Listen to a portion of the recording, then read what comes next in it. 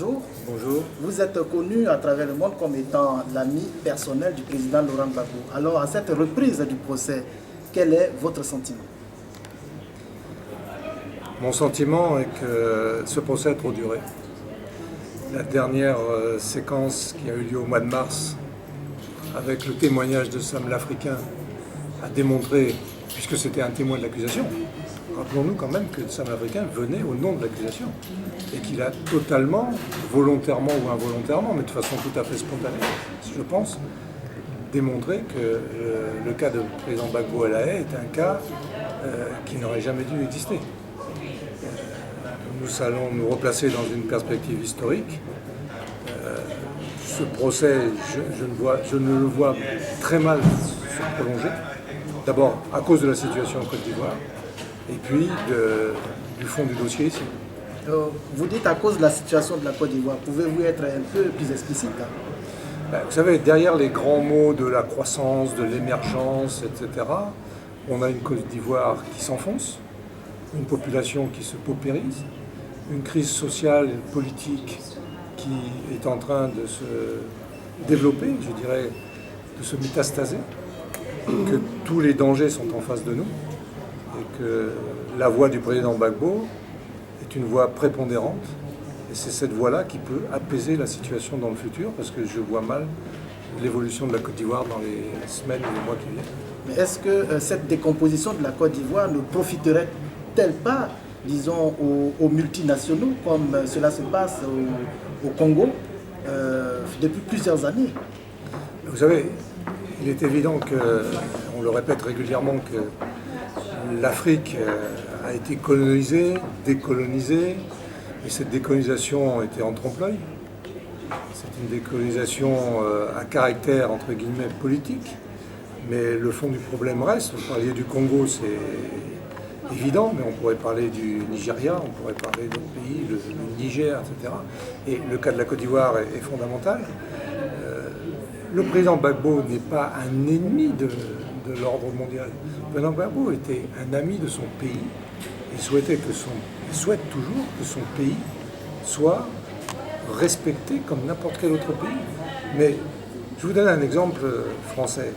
Quand le président de Gaulle est revenu au pouvoir en France, j'étais gamin, je rentrais d'Afrique régulièrement pour l'été, et je voyais sur les murs des bâtiments dans la banlieue parisienne, US Go Home, les Américains dehors. C'était le Parti communiste qui écrivait ça depuis la fin de la Deuxième Guerre mondiale. Et quand De Gaulle est arrivé au pouvoir, il a chassé les bases américaines en France. Ce n'était pas un communiste. Mais quand les Américains ont eu le problème de Cuba avec l'histoire des fusées, Kennedy contre Khrouchtchev, le premier homme politique, le premier chef d'État qui a dit « si les Américains rentrent en guerre, je serai avec eux », c'est le général de Gaulle. C'est-à-dire qu'au même moment où il demandait sa souveraineté nationale, il préservait son amitié avec les Américains. Le président Gbagbo, c'est dans cet état d'esprit. La souveraineté de la Côte d'Ivoire, les bonnes relations avec tous les pays, y compris la France, et en particulier la France.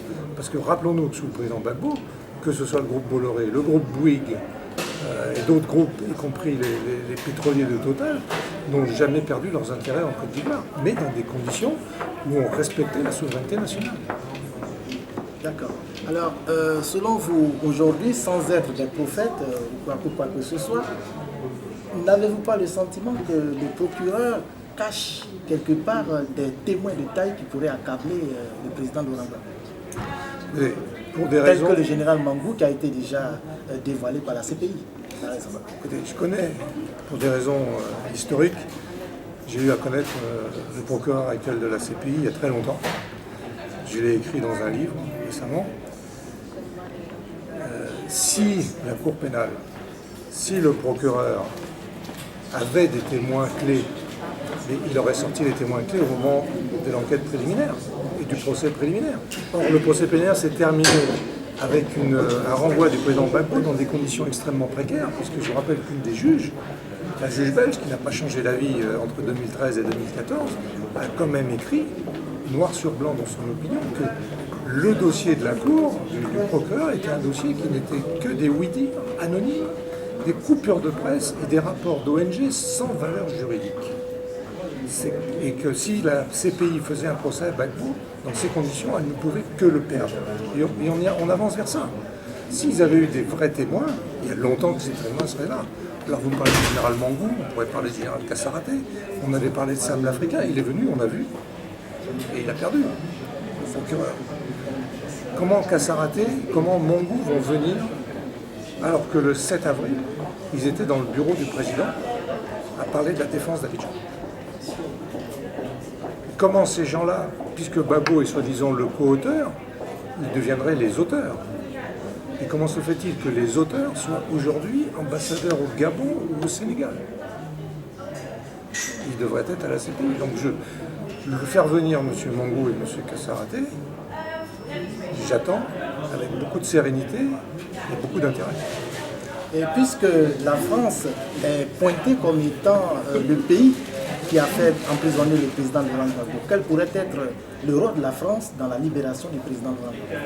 Vous savez, je suis français d'origine, bien sûr, nationalité ivoirienne. Donc quand on parle de la France, il faut savoir de quoi on parle. Parlons des gouvernants français bien successifs. Sûr, bien sûr. Le gouvernement français de l'époque, c'est le gouvernement du président Sarkozy. On sait ce qu'il en a été en 2011. Aujourd'hui, Sarkozy n'est pas au pouvoir. Les gens qui sont au pouvoir, et moi je veux dire que je les croise régulièrement, sont très partagés au niveau du pouvoir actuel sur la position par rapport à Gbagbo et au Parti Socialiste en particulier. Donc ce n'est pas la France, mais une certaine France, certains intérêts français. Et je dirais que c'est là qu'on va voir cette forme de continuité de l'État, comment le pouvoir français actuel va pouvoir se sortir de l'ornière dans laquelle s'est installé le pouvoir de Sarkozy. Comment Sarkozy a mis la France dans cette affaire. Je prends un exemple. Il y a un livre qui vient de sortir qui critique la Cour pénale.